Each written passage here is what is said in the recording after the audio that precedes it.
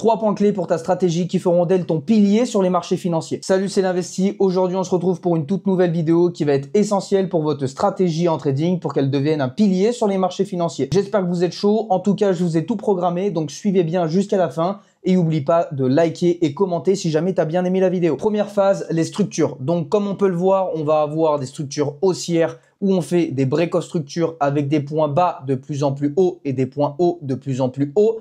Et on va avoir aussi de la structure baissière, des points hauts de plus en plus bas et des points bas de plus en plus bas. Sur ces structures et comment les repérer, qu'est-ce qui est important et comment rentrer en position pour avoir le meilleur point d'entrée possible. Nous allons avoir des supports et résistances sur le marché qui vont profiter aux acheteurs ou aux vendeurs. La zone de support va profiter à la zone acheteuse, donc toutes les personnes qui souhaiteraient acheter, c'est de se positionner et bloquer le prix sur un certain niveau pour aller chercher justement la zone vendeur qui est beaucoup plus haute pour soit la casser ou soit que les acheteurs repasse directement vendeur pour aller chercher une deuxième liquidité ou une première liquidité plus basse. On se retrouve directement sur la zone de support et de résistance sur le marché. Donc là, on peut le voir. Ici, on a une zone support. Ici, on a une zone support qui s'est transformée parce que par le passé, ça aurait pu être une zone de résistance où les vendeurs auraient pu se mettre sur ce niveau.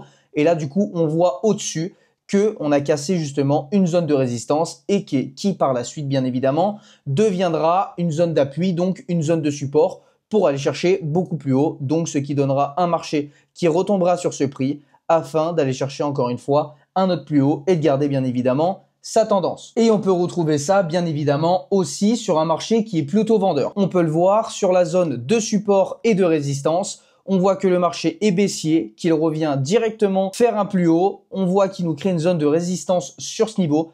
Il revient plonger tout en cassant cette zone support qui est juste ici.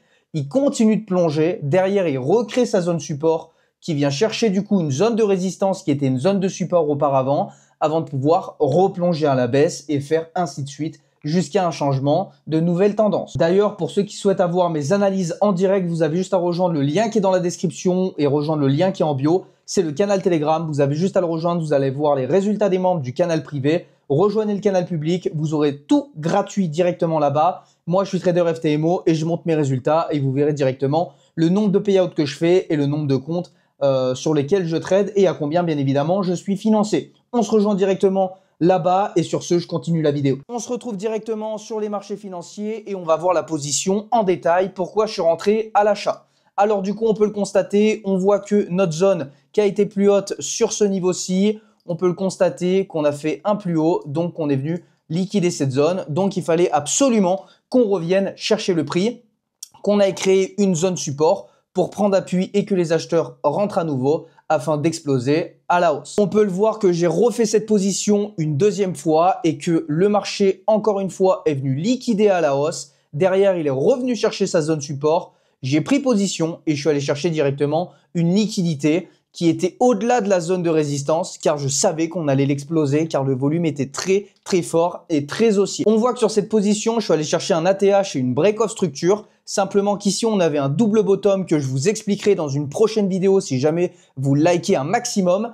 Et on voit que je n'ai strictement pas pris en considération cette zone de résistance car on avait simplement un énorme volume haussier. Si tu souhaites en savoir plus, je te laisse commenter partie 2 et rejoindre directement le lien en description. Sur ce, c'était l'Investi et je vous dis à plus tard. Bye bye.